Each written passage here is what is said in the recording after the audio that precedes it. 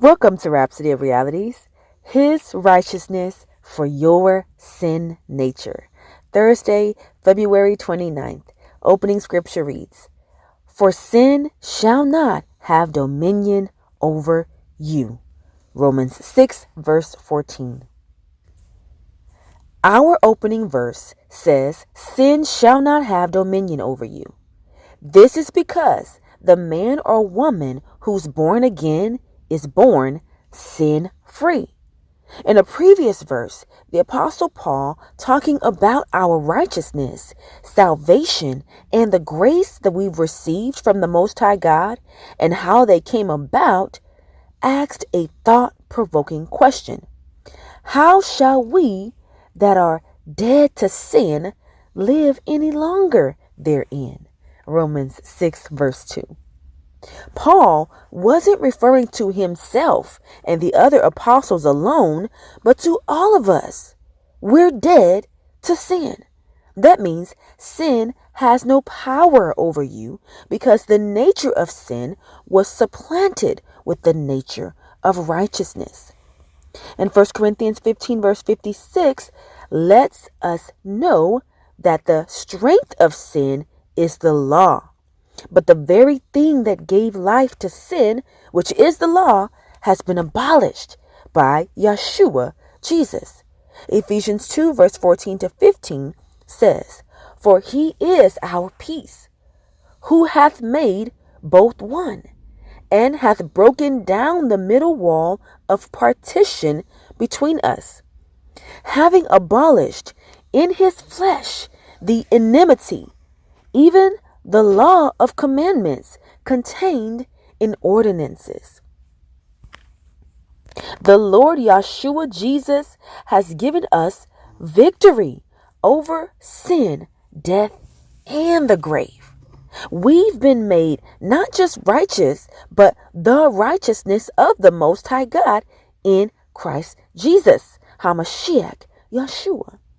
See yourself in this light. The unregenerate man, the person who isn't born again, on the other hand, is a sinner by nature and enslaved to sin. He can't but sin, even when he doesn't want to, because he has the nature of sin. But this isn't the case with you. Your righteousness by nature, the Most High God made it so. Your righteousness is a gift from the Most High God. Romans 5, verse 17. And that righteousness gives you the ability to do right and live right. There's nothing you could have done on your own, through your own human perfection, to become righteous. Likewise, there's also nothing you can do or not do that'll make you less righteous before the Most High God. You're as righteous as Yashuwa. Jesus is righteous because he substituted his righteousness for your sin nature. Why not join me a moment in the following confession? With belief in your heart and boldness, please declare after me. Say, being justified by faith, I've been made righteous. Being justified by faith, I've been made righteous. I'm sin-free because Christ has given me a new life.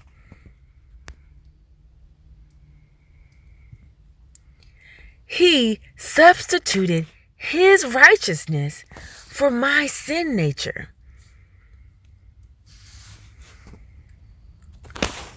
Now I'm alive to the Most High God and live unto righteousness.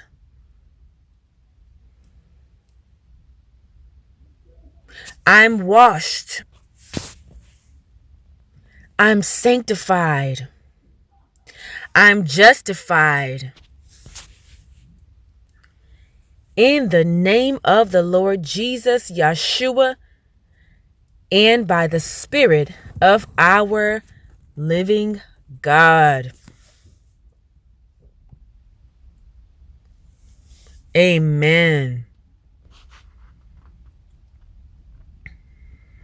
Amen. For further study on this topic, please delve into Romans 6, verse 1 to 14. That's all. And for the 1-year Bible reading plan, please study Mark 9, verse 1 to 13, and Numbers chapter 6. For the 2-year Bible reading plan, please study Acts 22, verse 22 to 30, and Psalm 48 and 49. His righteousness for your sin nature. Very clear explanation for what it means to be born again. That is essentially what salvation is. Having a different nature from sin nature to nature of righteousness, which is the nature of the Most High God.